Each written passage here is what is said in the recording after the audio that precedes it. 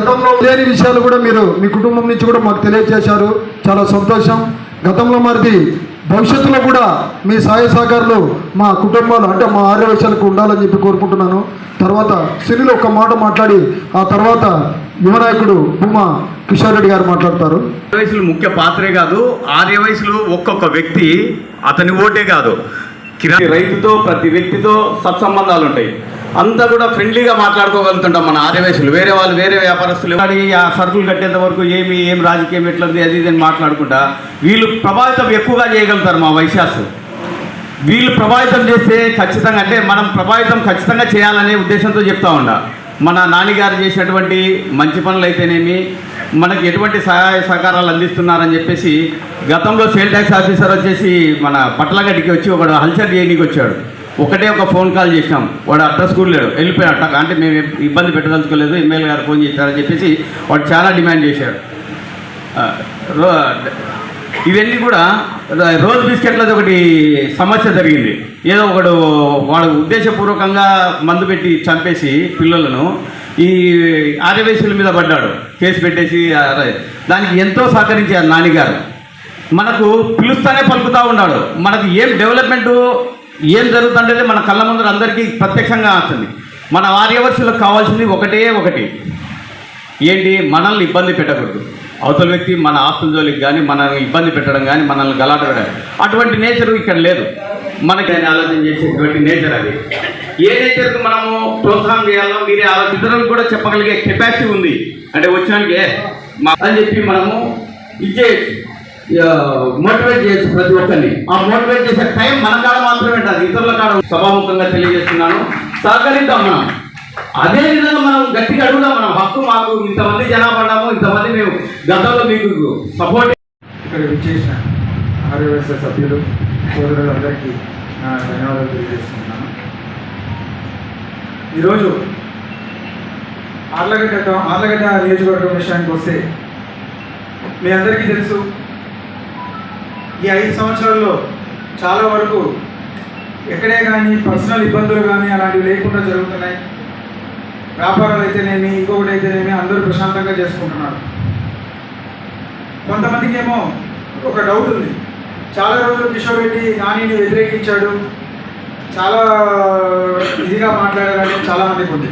ఈరోజు ఎందుకు వీళ్ళు కలిసి చేస్తున్నారు ఈ ఎలక్షన్స్లో, ఎందుకు ఇతను నిలబడతానని నిలబడలేదు అనేది కూడా చాలామంది అనుకుంటున్నారు.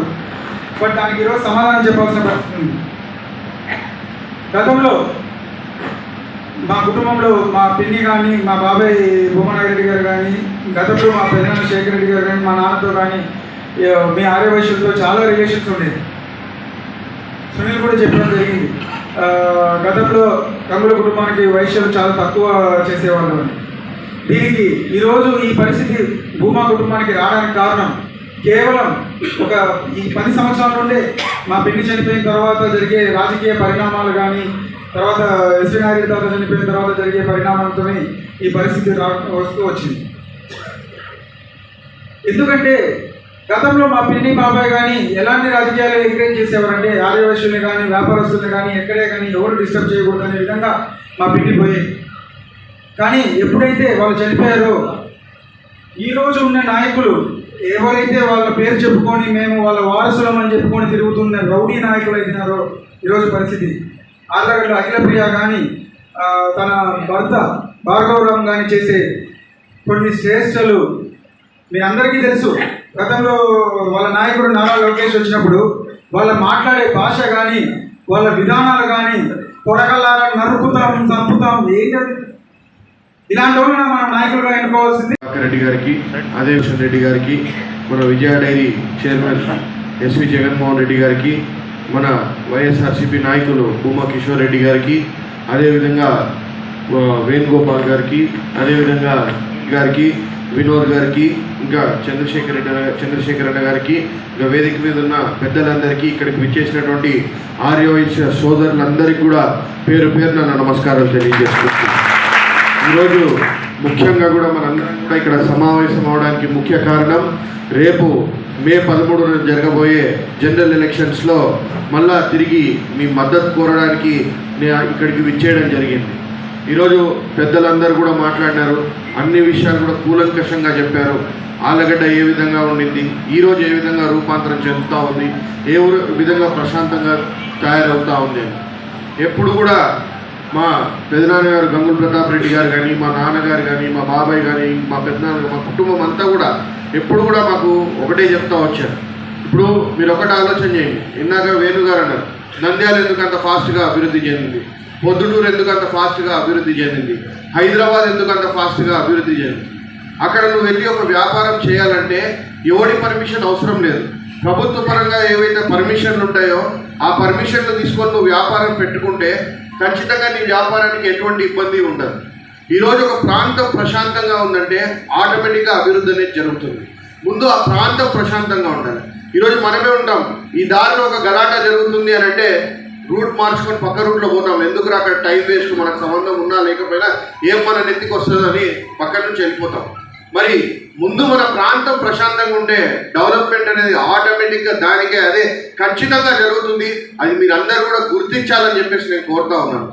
ఈ 5 ఏళ్లలో ఎటువంటి ఇబ్బంది కూడా ఎక్కడ కూడా 1% దౌర్జన్యం కానీ, ఎక్కడ కూడా పార్టీలు మనం అధికారంలో ఉన్నామని చెప్పేసి హై హ్యాండెడ్గా ఎవరైనా ఎవరి మీద వ్యవహరించడం కానీ, ఎక్కడ కూడా ఇటువంటి కార్యక్రమాలు ఎక్కడ కూడా జరగలేదు.